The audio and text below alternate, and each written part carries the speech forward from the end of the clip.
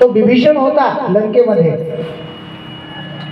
विभीषणाची आणि हनुमंताची भेट झाली आणि भेट झाल्यानंतर हनुमंतांनी विभीषणाला विचारलं, विभीषणा, या एवढ्या अशा भयानक वातावरणामध्ये तुम्ही राहता कसे? कारण विभीषण एकटाच वैष्णव होता बरं तिथं. गळ्यात माळ असलेला, दारात तुळशी वृंदावन असलेला, रोज देवाचं भजन करणारा, ज्याच्या घरी टाळ धणधणतात अशा प्रकारचा वैष्णव एकटा कोण होता? विभीषण होता. विभीषणाला विचारलं हनुमानजीने की विभीषणा, इथं तुम्ही कसे राहता? त्यावेळी विभीषणाने त्याचं उत्तर दिलं, सुनहु पवन सुत रहनी हमारी, जिमी दस ननी महु जीभ बिचारी. दातामध्ये जीभ राहते का नाही हो? एवढे सगळे दात असतात. दातांनी जर विचार केला की ही जीभ अजिबात चांगली नाही, कारण असं आहे की आपल्याला चावायला होती आणि स्वाद ती घेती. विचार करा ना, जेवताना कष्ट कुणाला आहे? दातांना आहेत. आणि स्वाद कुणाला आहे? जिभेला आहे. एवढे कष्ट आपल्याला देते आणि निवांत छान गुलाबजामू झाले, छान मुक्ती झाली असं ती म्हणत असती. कोण?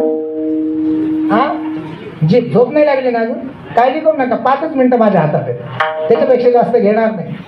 पण ती जीभ म्हणते हे चांगलं झालं, ते चांगलं झालं. तेव्हा दातांनाच एकदा वाटलं, त्या दातांनी त्या जिभेला म्हटलं, का ग बाई, एवढं बोलती, एवढं चांगलं चांगलं झालं अमुक म्हणती, आमचा विचार केला का?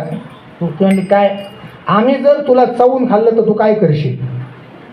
तिनं म्हटलं, तुम्ही जेव्हा चावून खायचा विचार कराल तेव्हा एक वाकडं बोलल, फक्त एकच, एक टेढ़ी बात बोलू तो 32 के 32 उखड जाय.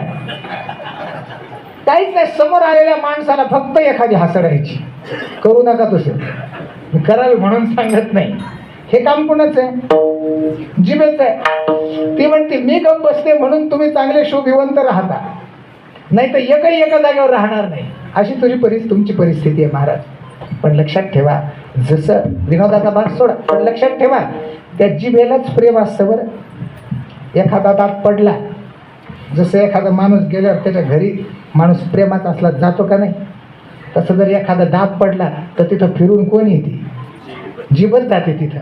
कसं काय चाललंय, बरं आहे का विचारायला कोण जातं? जीवच जाते, दुसरं कोणी जात नाही महाराज.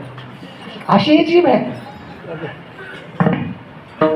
माझा मुद्दा थोडा वेगळा आहे, मी बाजू तर सांगितलं असेल, पण माझा मुद्दा हा आहे, जसं दाताच्या मध्ये जिभेनं राहावं तसं या प्रांतातले लोक राहत आहेत हे म्हटलं तर वावगं ठरू नये बरं. आपण सगळे त्या प्रकारानं राहत आहे हे खरोखरी मान्य आहे. फक्त एक आहे, हनुमंतांचं एक वाक्य लक्षात ठेवा.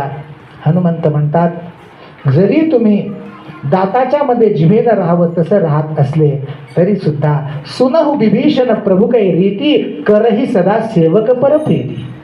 विभीषणा एक लक्षात ठेवा, या प्रकारानं तुम्ही राहाल. बाकीचे दात असतील, रावणाधिक सगळे राक्षस दात असतील, तुम्ही जिभेप्रमाणे राहत असाल, पण तुम्ही जर देवाची सेवा केली तर देव तुमच्यावर प्रेम करणार आहे आणि त्या दातांची व्यवस्थित व्यवस्था देव लावणार आहे. एवढं फक्त लक्षात असू द्या. हे भगवंतात, हे हनुमानजींचं विभीषणांना जे म्हणणं आहे तेच जिथे जिथे संकटात लोक राहतात त्या त्या प्रत्येकाला हेच म्हणणं आहे. यापेक्षा जास्त बोलण्याची आवश्यकता नाही. माझा मुद्दा एवढाच आहे की या प्रकारानं असून सुद्धा आपण सगळेजण सेवा करता.